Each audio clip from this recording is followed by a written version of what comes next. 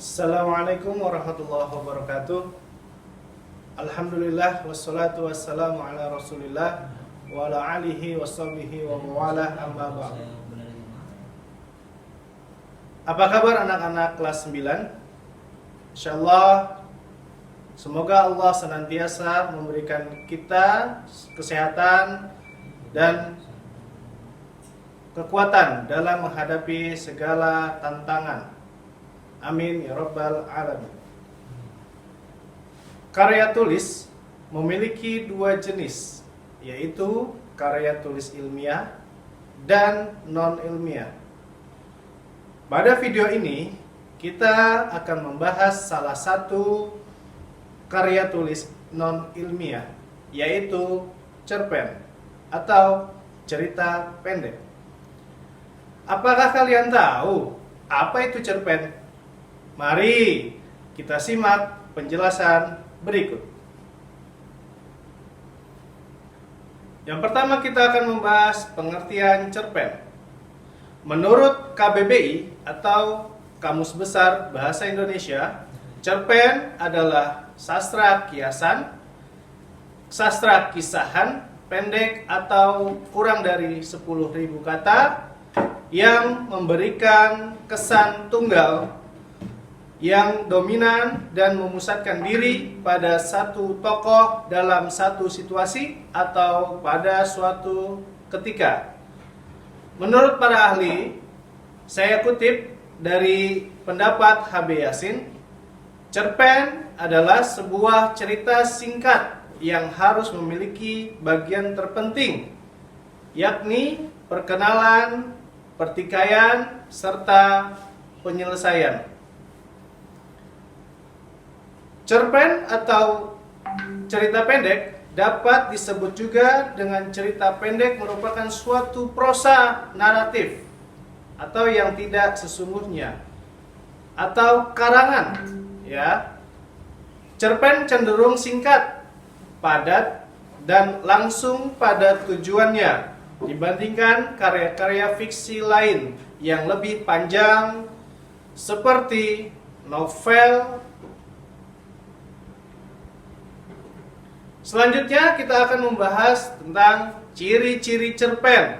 Ya, setiap teks pasti memiliki ciri-ciri tersendiri, termasuk juga cerpen. Berikut ciri-ciri cerpen. Yang pertama, ada alur atau jalan ceritanya lebih pendek daripada novel. Yang kedua, penokohan pada cerita pendek sangat sederhana, tidak mendalam, serta singkat dan padat.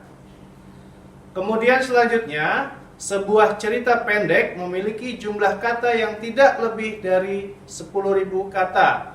Yang keempat, biasanya isi cerpen berasal dari kehidupan sehari-hari.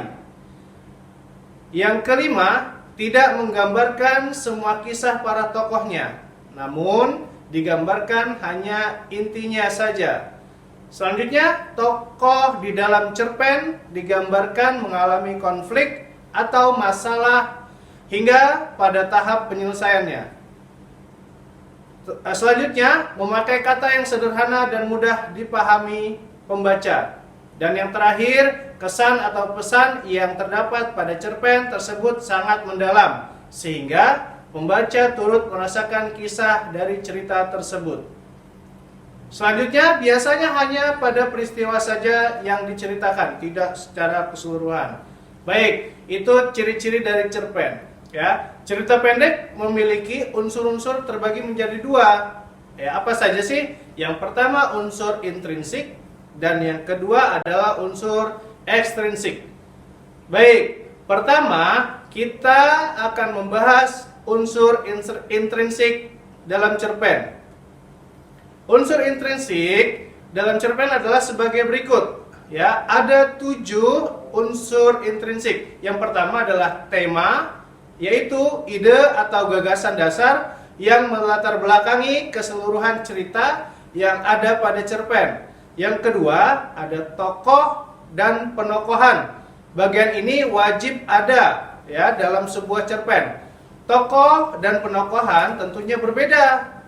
Tokoh merupakan pelaku, Sedangkan penokohan adalah penentuan sifat tokoh. Yang ketiga ada alur. Berisi urutan jalan cerita dalam cerpen yang disampaikan oleh penulis cerpen. Keempat ada setting atau latar. Itu mengacu pada waktu, tempat, dan suasana terjadinya cerita tersebut. Yang kelima ada sudut pandang, yaitu strategi yang digunakan penulis untuk menyampaikan ceritanya. Yang keenam ada gaya bahasa, ciri khas sang pengarang yang menyampaikan tulisannya kepada publik. Yang terakhir, yang ketujuh adalah ada amanat, yaitu pesan moral yang dapat kita ambil dari cerpen tersebut. Baik, selanjutnya kita akan membahas tentang unsur ekstrinsik yang ada di dalam cerpen. Ya, unsur ekstrinsik cerpen adalah sebagai berikut. Yang pertama itu ada latar belakang masyarakat, ya, yaitu faktor lingkungan masyarakat sekitar yang mempengaruhi pengarang dalam membuat cerpen. Yang kedua ada latar belakang penulis. Salah satu faktor berasal dari dalam diri penulis yang mendorong penulis untuk membuat sebuah cerpen. Yang ketiga, yang paling penting adalah nilai. Ya, nilai yang terkandung di dalam cerpen itu terbagi menjadi 4 nilai. Ya, yang pertama ada nilai agama, yang kedua ada nilai sosial, yang ketiga ada nilai moral, yang keempat ada nilai budaya. Ya, nilai agama yaitu nilai yang berkaitan dengan tuntunan beragama. Nilai sosial adalah nilai yang berkaitan dengan norma yang berada di dalam masyarakat.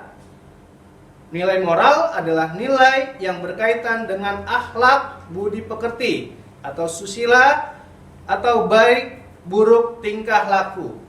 Dan yang terakhir, nilai budaya adalah nilai yang berkaitan dengan adat istiadat. Baik, itu saja video kali ini.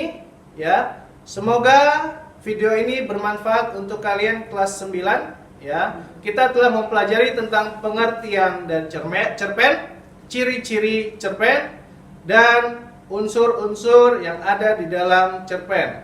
Baik, terima kasih dari Bapak. Mohon maaf jika Bapak ada salah. Wassalamualaikum warahmatullahi wabarakatuh.